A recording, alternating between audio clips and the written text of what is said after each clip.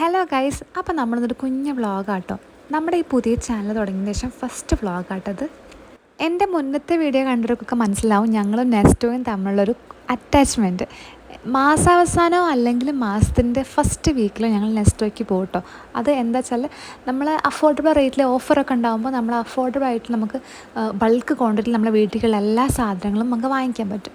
അത് ഓഫർ ഉണ്ടെങ്കിൽ നമുക്ക് നമ്മൾ വിചാരിച്ചതിനേക്കാളും കുറച്ചും കൂടി ബഡ്ജറ്റ് കുറഞ്ഞ് കിട്ടും. നമുക്ക് ഒരു മാസത്തെ കംപ്ലീറ്റ് റേഷൻ വാങ്ങിക്കുമ്പോൾ ₹1 കുറഞ്ഞ് കിട്ടുമ്പോൾ അതൊരു ആശ്വാസമാട്ടോ. സാധാരണ ഞാനും വിവേകും മക്കളും അമ്മയാണ് വരാറ്. ഇപ്രാവശ്യം ഞങ്ങളുടെ ചേച്ചിയുടെ മക്കളും ഉണ്ട്. അവർ വെക്കേഷൻ ടൈമിൽ വീട്ടിലുണ്ട്. അവരെയും കൂടി കൂട്ടിയാണ് ഞങ്ങൾ നെക്സ്റ്റ് പോകുന്നത്. അവിടുത്തെ ഹൈപ്പർ മാർക്കറ്റിൽ സ്ഥിരം ഓഫറുള്ള കുറച്ച് ഐറ്റംസ് ഉണ്ട്. ഈ ഡിറ്റർജൻറ്റ് പൗഡർ, പുട്ടുപൊടി, പിന്നെ ഈ കടല, അങ്ങനത്തെ 3 കോംബോ ആയിട്ട് പാക്കറ്റ്. അതിന് മിക്ക സമയങ്ങളും അവിടെ ഓഫർ ഉണ്ടാവാറുണ്ട്. അത് ഭയങ്കര 4 കിലോ ഡിറ്റർജൻറ്റ് പൗഡറിന് വെറും 159 രൂപയായിട്ടുണ്ടായിരുന്നുള്ളത് ഈ സംഭവത്തിന്. അപ്പോൾ എന്താ പറയുക, 4 കിലോ എന്നൊക്കെ പറയുമ്പോൾ നമ്മൾ പുറത്തുനിന്ന് വാങ്ങിക്കുമ്പോൾ അതിലേറെ 159 രൂപയ്ക്ക് ഒരിക്കലും അത് കിട്ടാൻ ഒരു ചാൻസും ഇല്ല. അപ്പോൾ അങ്ങനത്തെ കാര്യങ്ങളൊക്കെ കുറച്ച് കിട്ടും. നമുക്ക് ഇങ്ങനത്തതൊക്കെ ഭയങ്കര ഓഫറിൽ കിട്ടുമ്പോൾ ഭയങ്കര ആശ്വാസമാണ്. ഇപ്രാവശ്യം ചേച്ചിമാരൊക്കെ കൂടുതലുള്ളത് തന്നെ അന്നൂറിയും വലിയ അലമ്പൊന്നും കാട്ടിയില്ല കേട്ടോ.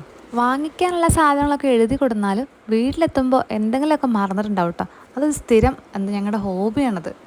പാക്കറ്റിലുള്ള ക്വാണ്ടിറ്റിനെക്കാട്ടിലും കൂടുതലോ കുറവാണോ വേണമെന്നുണ്ടെങ്കിൽ നമുക്ക് അവിടെ നിന്ന് പാക്ക് ലൂസായിട്ട് വാങ്ങിക്കാം കേട്ടോ. ഇതാ ഈ കാണുന്നൊരു സെക്ഷൻ ഞാൻ തിരിഞ്ഞു നോക്കാറില്ല കേട്ടോ.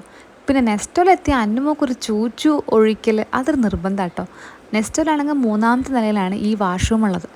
ആദ്യമൊക്കെ ഞങ്ങൾ വരുമ്പോൾ അന്നൂന് എസ്കലേറ്റർ കയറാൻ ഭയങ്കര പേടിയാണ് കേട്ടോ. ആ ഒരു സ്ഥലത്തെത്തുമ്പോൾ എടുക്കാൻ വേണ്ടി കയറിയിരുന്നു. പക്ഷെ ഇപ്പോൾ ഇടയ്ക്കിടയ്ക്ക് വരുന്നതുകൊണ്ട് തന്നെ അത് കയറാൻ ആൾക്ക് വളരെ ഇൻട്രസ്റ്റ് കേട്ടോ. എനിക്കൊന്ന് ഈ ചൂച്ചു ഒഴിക്കാനുള്ളത് തന്നെ അത് കയറാനുള്ള ഇൻട്രസ്റ്റ് ഉണ്ടാണെന്ന് എനിക്ക് തോന്നാറുണ്ട്. ഞങ്ങൾ 9 മണിയായപ്പോഴാണ് വീട്ടിൽ നിന്ന് ഇറങ്ങിയത്. ഹൈപ്പർ മാർക്കറ്റിൽ അത്യാവശ്യം ആൾക്കാരുണ്ടെങ്കിലും പുറത്ത് വാഷ്റൂമിൽ അങ്ങനത്തെ പ്ലേ ഗ്രൗണ്ടിലൊന്നും ആൾക്കാരില്ല കേട്ടോ. എല്ലാം ഒഴിഞ്ഞെടുക്കായിരുന്നേ. പണ്ടൊക്കെ ഫ്രണ്ട്സിൻ്റെ കൂടെ മാളിൽ കയറുമ്പോൾ ഈ ഒരു മിറർ കണ്ട വിടാറില്ലല്ലോ. അറഞ്ചം പുറിഞ്ഞ ഫോട്ടോസ് എടുക്കായിരുന്നു. പക്ഷെ ഇപ്പം അങ്ങനെ ഫോട്ടോസൊന്നും എടുക്കാറില്ല ഞങ്ങൾ. ഹെയർ സ്റ്റൈൽ ചേഞ്ച് ആക്കുക, ലിപ്സ്റ്റിക്കിൻ്റെ ഷെയ്ഡ് മാറ്റുക, അങ്ങനെ തുടങ്ങിയ കലാപരിപാടികളൊക്കെ ഈ കണ്ണാടിൻ്റെ മുമ്പിൽ പണ്ട് നടത്തി കേട്ടോ. പക്ഷെ ഇപ്പോൾ ആലോചിക്കുമ്പോൾ തോന്നുന്നു എന്തൊരു ദാസാന്ന് തോന്നിയിട്ടുണ്ട് കേട്ടോ. അതിനിടയിലാണ് ഈശുമോള് കൈ കീഴിട്ടൊരു സാധനം കാണിച്ചിട്ട് കേട്ടോ. അപ്പോൾ ഇതാണ് സംഭവം. ഈ ഹാൻഡ് ഉണക്കുന്നൊരു സംഭവമാണത്. ഞാനിത് ആദ്യമായിട്ട് കാണാം കേട്ടോ. പക്ഷെ എനിക്കൊന്ന് എന്തിനും തോന്നി. കാരണം അതിൻ്റെ കയ്യിൽ അതിൽ വെച്ചാൽ ഓട്ടോമാറ്റിക് അതിൽ കാറ്റ് വരികയാണ്. പക്ഷെ ഒരു കുറേ നേരം നിന്നിട്ടോ നമ്മളെ കൈ ഉണങ്ങി കിട്ടുന്നത്. അതിനെക്കാട്ട് നല്ലൊരു ടവലെടുത്ത് തുടയ്ക്കുന്നതല്ലേ. വാഷ്റൂമിലൊക്കെ പോയി വന്നപ്പോഴേക്കും താഴത്തുള്ള ഷോപ്പിംഗ് തകൃതിയായി നടക്കുന്നുണ്ട് കേട്ടോ. എന്താ പാത്രമൊക്കെ വാങ്ങിക്കേണ്ടത് അതൊക്കെ നമ്മൾ നോക്കി വാങ്ങിക്കുന്നത്. ഒറ്റ കാഴ്ചയിൽ ഇതൊരു ബാഗായിട്ടാണ് എനിക്ക് തോന്നിയത്. പക്ഷെ ഇതൊരു കീ ചെയിൻ ആയിരുന്നേ. വലിയ കളക്ഷൻസ് ഇല്ലെങ്കിലും കുറച്ചൊക്കെ ഒരു ആക്സസറീസിൻ്റെ കളക്ഷൻ അവിടെ നെസ്റ്റോയിലുണ്ട് കേട്ടോ. ഏകദേശം ഞങ്ങളുടെ പർച്ചേസിങ് ഒക്കെ കഴിഞ്ഞിട്ടോ.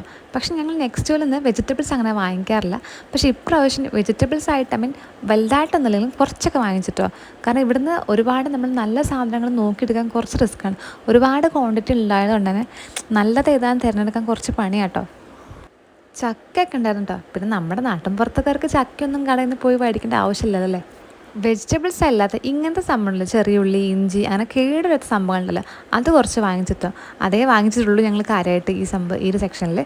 അങ്ങനെ കുറച്ച് പർച്ചേസ് കഴിഞ്ഞപ്പോൾ അന്നുമൊക്കെ ക്ഷീണിച്ചത് അവിടെ നമ്മുടെ ട്രോളിയിൽ കിടത്തായിട്ടോ. ഏകദേശം ഒരു മാസത്തെ റേഷൻ ഫുള്ള് വാങ്ങിച്ചൊരു കണക്കിലാണ് ഞങ്ങൾ അവിടെ നിന്ന് ഇറങ്ങുന്നത്.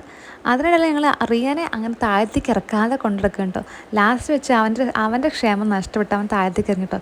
പിന്നെ അവന് വേണ്ടതൊക്കെ എടുത്തേക്കാണ്.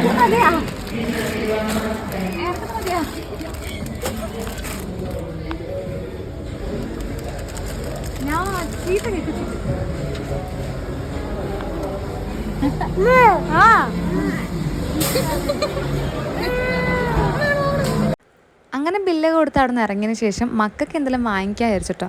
ലൈറ്റായിട്ടാണ് ഞങ്ങൾ എല്ലാവരും ഓർഡർ ചെയ്യാൻ വിചാരിച്ചിട്ടുള്ളത്. വീട്ടിൽ നിന്ന് അത്യാവശ്യം ഹെവി ആയിട്ട് ഭക്ഷണം കഴിച്ച് ഇറങ്ങിയ കേട്ടോ. ഇളനീരിൻ്റെ മാത്രം ഐറ്റംസിലൊരു കടയിലായിട്ടാണ് കയറിയത്.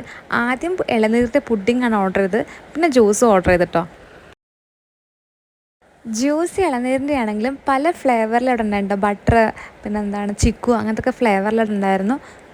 അങ്ങനെ ജ്യൂസ് കുടിച്ച് നേരെ വീട്ടിലേക്ക് വന്നിട്ടോ. വീട്ടിലെത്തിയപ്പോൾ വാങ്ങിച്ച ഡോണറ്റിൻ്റെ പൊതി പൊട്ടിക്കാണ്ട് അന്ന് ഭയങ്കര ത്വരയുണ്ടോ. അപ്പോൾ അതുള്ള കേസ് ബൈ, ഇറ്റ്സ് മീ സനി.